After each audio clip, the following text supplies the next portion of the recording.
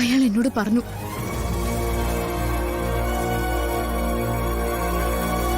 ഹരി ഇപ്പോ ജീവനെതിരെ ഒന്നും ചെയ്യരുത്. അയാളെ വിളിച്ചത് മുടക്കണം. നമ്മൾ തമ്മിൽ അവസാനം സംസാരിച്ചൊന്നും ഞാൻ മറന്നിട്ടില്ല. താനത് മറന്നുപോയോ? ഹരി, ഞാൻ പറയുന്നതൊന്ന് കേക്ക്. നാളെ ഇങ്ങനൊരു കാര്യം നടക്കാൻ പാടില്ല. ജീവനെതിരെ ഒരു ന്യൂസ് ഒരു ചാനലും വരരുത്. ഓ, അതുകൊണ്ടാണോ നീ അവന്റെ കൂടെ അവന്റെ വണ്ടി കയറി ഇവിടെ വന്നിറങ്ങിയത്? അവൻ എന്തു പറഞ്ഞ നിന്നെ മയക്കിയത്? അമ്മാവാ, ചിലതൊക്കെ കാണുന്നതിനും ക്ഷമിക്കുന്നതിനൊക്കെ ഒരു പരിധി ഉണ്ട് കേട്ടാ. സുജാത വന്ന് പറഞ്ഞത് ഹരിയുടെ ജീവന് ഭീഷണിയുള്ളതുകൊണ്ട് നീ അവനെ തൽക്കാലം അനുസരിച്ചെന്ന.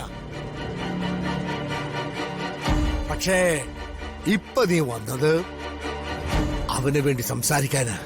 നിത്യ, തനിക്ക് എന്താ സംഭവിച്ചത്? അല്ല, എന്താ തന്റെ ഈ മാറ്റത്തിന് കാരണം? ഹരി, ഞാൻ പറയുന്നത് അനുസരിച്ചേ പറ്റൂ. അതിന്റെ കാരണമല്ലേ ഇവര് ചോദിക്കുന്നത്? അത് പറഞ്ഞാൽ എന്താ നിനക്ക്?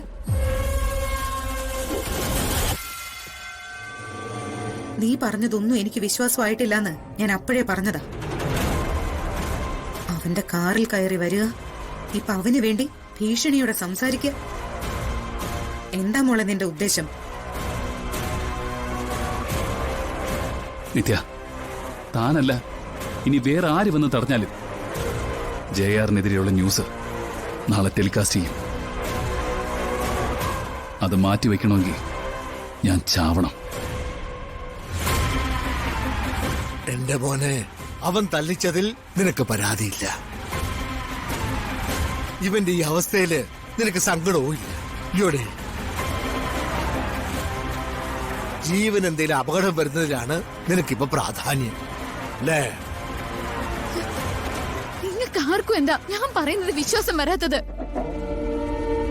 എന്നെ എന്ത് വേണമെങ്കിലും പറഞ്ഞോ, പക്ഷെ ഞാൻ ഈ കാല് പിടിച്ച് അപേക്ഷിക്കുന്നത് ഒരു കാല് സംരക്ഷിക്കാൻ വേണ്ടിയാ. അതെനിക്ക് വിലപ്പെട്ടതാ. മനസ്സിലാക്കാൻ പറ്റെങ്കിൽ മനസ്സിലാക്ക.